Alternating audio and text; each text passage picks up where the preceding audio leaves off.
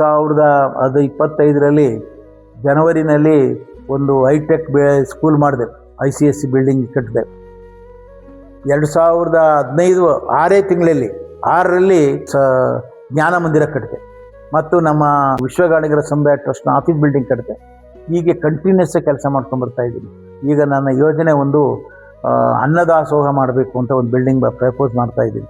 ಕಾರಣ ಏನು ಅಂದರೆ, ಒಂದು ಮಠ ಅಂತ ಹೇಳಿದ್ಮೇಲೆ ಅದಕ್ಕೆ ಅನ್ನದಾಸೋಹ, ವಿದ್ಯಾದಾಸೋಹ ಇವೆಲ್ಲ ನಡೀಬೇಕು. ಅದಕ್ಕೋಸ್ಕರ ನನ್ನ ಜೀವನದಲ್ಲಿ ವಿದ್ಯಾದಾಸೋಹ ನಡೀತಾ ಇದೆ ಮತ್ತು ಧಾರ್ಮಿಕ ಕೆಲಸಗಳು ನಡೀತಾ ಇದೆ. ಅನ್ನದಾಸೋಹವನ್ನು ಮಾಡಬೇಕು ಅಂತ ಇದ್ದೀನಿ. ದೈವ ಸಂಕಲ್ಪ ಹೇಗಿದೆಯೋ ಗೊತ್ತಿಲ್ಲ, ದೇವರ ಒಂದು ಆಶೀರ್ವಾದವನ್ನು ಬೇಡ್ತಾ ಇದ್ದೀನಿ. ಹೀಗಾಗಿ ನಾನು ಈ ಮಠದಲ್ಲಿ ನನ್ನ ಜನಾಂಗಕ್ಕೋಸ್ಕರ ಸರ್ವವನ್ನು ತ್ಯಾಗ ಮಾಡಿದ್ದೀನಿ ಹೊರತು ನನ್ನ ಸ್ವಾರ್ಥ ಇದರಲ್ಲಿ ಏನೇನೂ ಇಲ್ಲ. ಈ ಸಂಸ್ಥೆಯಲ್ಲಿ ನನ್ನ ಮಕ್ಕಳ ಯಾರನ್ನೂ ಸಹ ನಾನು ಟ್ರಸ್ಟಿಯಾಗಿ ಮಾಡ್ಕೊಂಡಿಲ್ಲ. ನನ್ನ ಮಠ ಮಾಡಿ 2 ಕೋಟಿ ದುಡ್ಡು ಹಾಕಿದರೂ ಸಹ ನನ್ನ ಸ್ವಂತದವ್ರನ್ನ ಇಲ್ಲಿ ಯಾರನ್ನೂ ಹಾಕ್ಕೊಂಡಿಲ್ಲ. ಎಲ್ಲ ಒಳಪಂಗಡಗಳನ್ನು ಟ್ರಸ್ಟಿ ಮಾಡಿದ್ದೇನೆ. ಕಾನೂನು ಪ್ರಕಾರವಾಗಿ ನಡೀತಾ ಇದೆ.